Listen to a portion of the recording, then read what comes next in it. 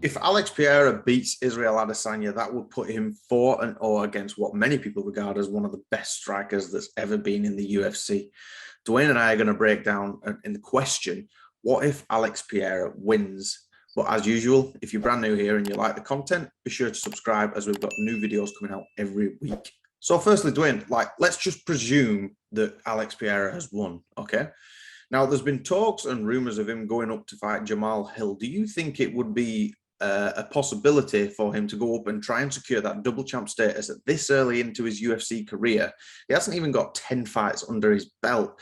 But do you think, because there's been rumors, through Glover Teixeira, that kind of thing, do you think he could try and secure that straight away? He could certainly try, but in all honesty, I don't think it's going to happen because the second year he comes back, he is getting that title shot. And I think Jamal Hill's going to wait for that as well because he knows that's a big fight for both of them.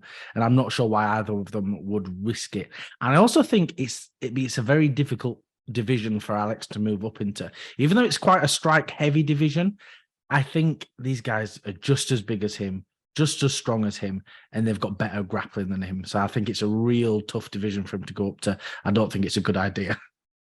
Yeah, I do. I agree with that point because, like you said, especially as soon as Yuri comes back, he's just automatically title shot, and he deserves it, to be honest, because he never lost the title anyway, and it was quite humble of him to, vacate it anyway through injury rather than holding up the division like we've seen a heavyweight and a lightweight do for quite some time. But do you think that Alex is going to have to go back and, like we said, presuming that he beats Israel, do you think he's going to go back and prove that he is the new king of the middleweight division? Yeah, I think he's going to have to, right? You can't just have one defense. He's got to keep moving forward and hopefully show that he's a well-rounded fighter. But unfortunately, I don't think he is. And I think he's going to even struggle in this division because, you've got people like Whitaker, Costa, Marvin Vettori, all big, strong, durable guys with decent grappling and decent striking. So I think, again, it's a really tricky one. It feels like Alex hasn't got lucky, but with Izzy being not champion at the moment, but it's almost like a perfect picked opponent for him, this high-level striker. Well, that kind of leads me into my next question because as you was just saying then and just mentioned, the sheer size of Alex, it makes for interesting matchups, whether it does want to go to light heavyweight or whether it does stay at middleweight. Are there any matchups in either division that you are screaming out for that is a dream opponent for you that you'd really love to see? In light heavyweight, I'm genuinely not sure at all. Maybe someone like Jan Blachowicz might be really good. Again, another well-rounded fighter who could really give Alex some problems. But I think in the division below, I'd really like Paulo Costa to have a go at him. I think I just want Paulo Costa to kind of really jump up in competition. And if he can have a go at the champion, that could be a lot of fun. And again, I've said it about 3 or 4 times now, but another big, strong, heavy grappler with decent striking can really give Alex some massive, massive problems. What about you, Mark? What's kind of dream opponents for you? I think in the middleweight division, I'm going to go for the obvious pick of Robert Whitaker. I do always enjoy Rob's fights. I think he's ridiculously well-rounded. He got so close to beating Israel the second time. The first one was, that's just reminded me of a heartbreak. But I think, Robert Whitaker, he could take that. And if it does so work out this way, I'd love to see him go up and fight Yuri. Yuri is a terrifying man for me, to be honest, and I'd love to see Alex tested against Yuri, against that power, against that chaotic style. I really do think that he could cause them trouble, but, we'll just see how this fight plays out. If Alex does come in, and let's just presume, Dwain, that he's knocked Israel out cold. Now, do you think that that's going to absolutely knock Israel's confidence in the sense of, I'm not the top of the hill anymore, I'm not the king of this division? Where would he go from there? Because he's cleaned out the rest of the division, though. That's the thing, though, isn't it? Because you can't just have him rematching everyone else, and it's not as exciting when the title isn't on the line. So where does Israel go from here, presuming that he loses? Yeah, for sure. That's the thing. He's kind of proved that he's the king of that division. Unfortunately, he's just met his kryptonite, hasn't it? And it's a really difficult one for him.